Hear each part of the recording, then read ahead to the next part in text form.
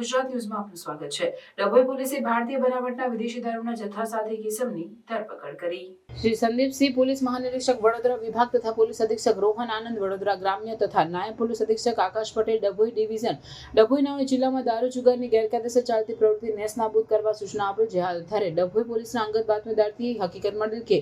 eco ગાડી number KJ 16C 5870 માં એક ઇસમ ભારતીય બનાવટનો વિદેશી દારૂનો જથ્થો ભરી લઈ ડભોઈ તરફથી વડોદરા તરફ જઈ રહ્યો હોવાની બાતમીના આધારે પોલીસ સ્ટાફના માણસોને સદર બાતમીવાળી ઇકો ગાડીની વોચમાં રહેવા PI KJ ઝાલા AD સ્ટાફને સૂચન કરતા પોલીસ સ્ટાફના માણસો 2 પંચોના માણસો સાથે સદર ગાડીની વોચમાં મુજે ડભોઈ તાલુકાના થુવાવી પાસે વોચમાં રહી ઉપરોક્ત બાતમી હકીકતવાળી ઇકો ગાડી ડભોઈ તરફના રોડ તરફથી આવતા તેના ચાલકને ઊભો રાખી પોલીસ સ્ટાફના માણસોએ તેને પકડી અને સદર ગાડીમાં ભારતીય બનાવટના વિદેશી દારૂના પ્લાનના